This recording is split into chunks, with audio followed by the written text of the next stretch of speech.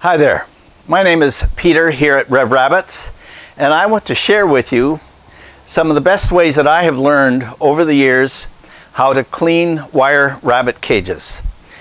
What are the best ways of getting it done? Now, the most difficult part in cleaning the rabbit cages that I've found over the years is this buildup that happens in the corners where the rabbits urinate. There's a white crusty material that builds up there. It's a calcium type of material, and it's very hard. It can actually build up to the point where even the droppings can't go through in the corners, which will make a real mess. So you want to stay on top of it.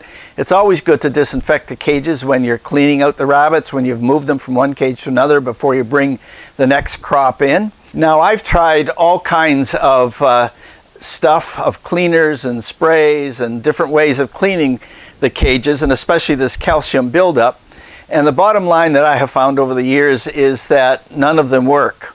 But rather it comes down to using a good old muscle power and the right tool. The right tool. And I want to show you, as I go through the process of cleaning a wire cage or wire cages, because I usually do many at the same time, I want to show you the tools that I use, and specifically the tool that I use for cleaning that calcium buildup. So let's get at it. So let me show you my process of cleaning a bank of wire cages. The first thing you want to make sure, I have slope tray cages here.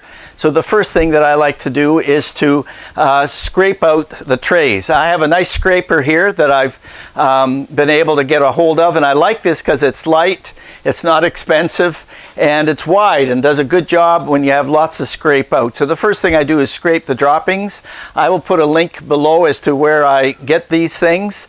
And so the scraper, and I scrape the cages out. Now this one's already been done, so it's not so dirty.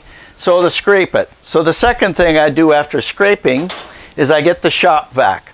Now with the shop vac, I'm going to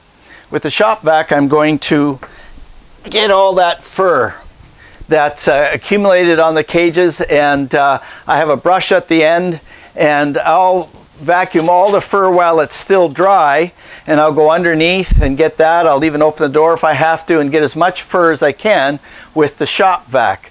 It just makes it a lot easier to get it while the fur is still dry.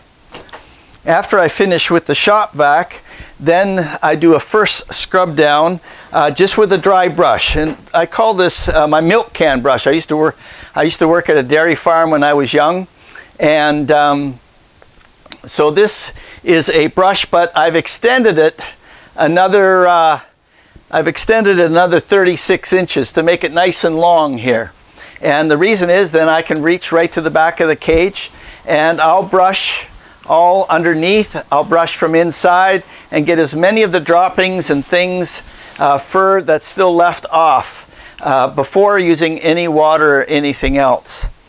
If there's still some material, there'll be droppings that are still stuck on there, I'll use a wire brush, and I just have a hand one to do what I can reach. But then I also have a wire brush that I've assembled on the end of another 36-inch stick. And what this allows me to do is, again, the same idea, to get the reach, and I can get underneath, and I can get right to the back of the cage. And I don't have to reach.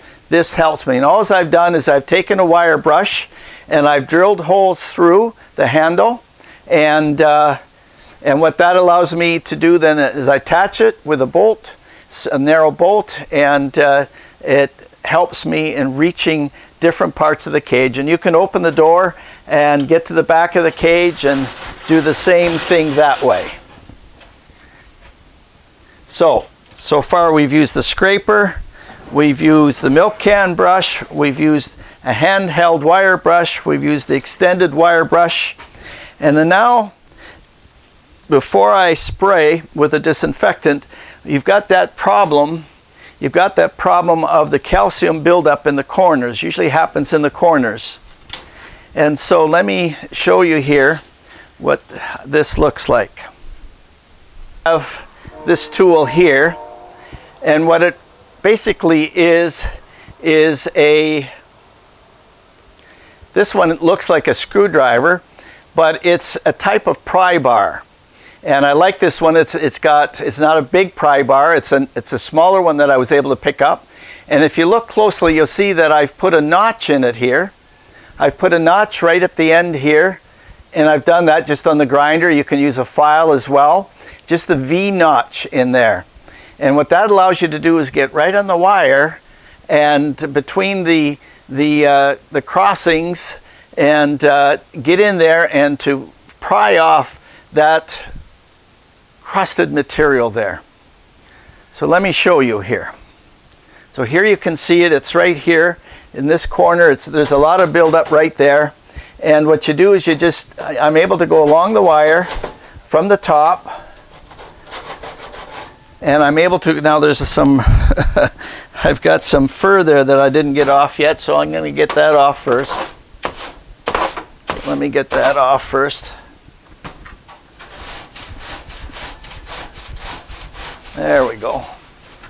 And so there's still a buildup of calcium in the corner there. And then what I do is I take the pry bar, and in that V notch, I just run along the wire and force it off.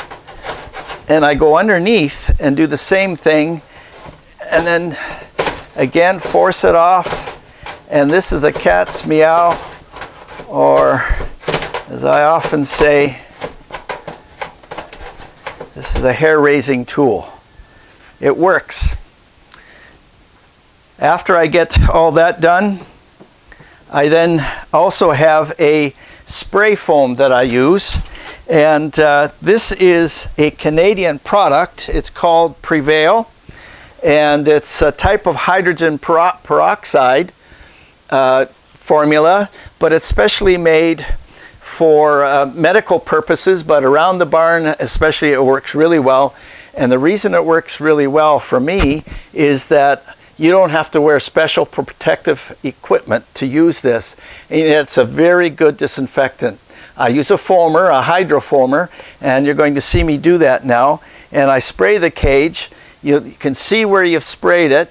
And then I go over it with the milk can brush again and let it sit and then spray it off, and your cages are really good.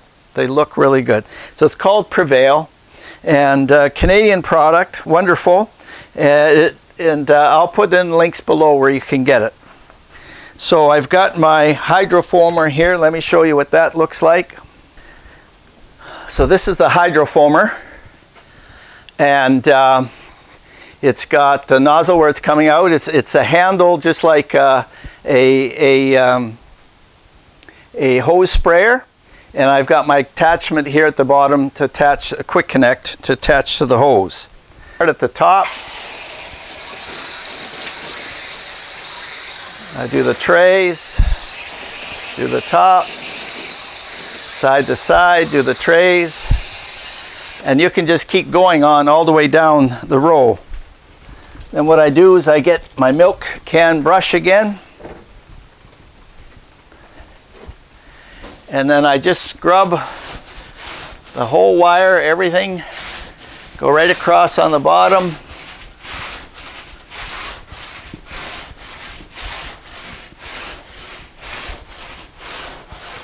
And then I'll even open the doors, do it from the top as well. And what I like about this milk can brush is that the fibers are long and they go right down in between, and they're a very tough bristle type of.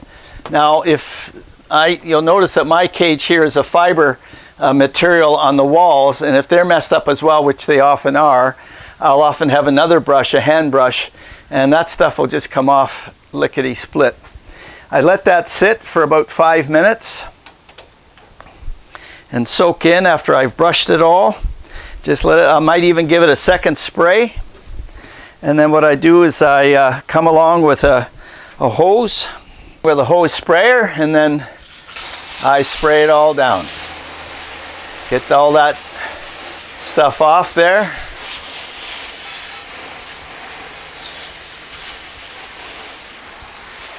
Wash everything down.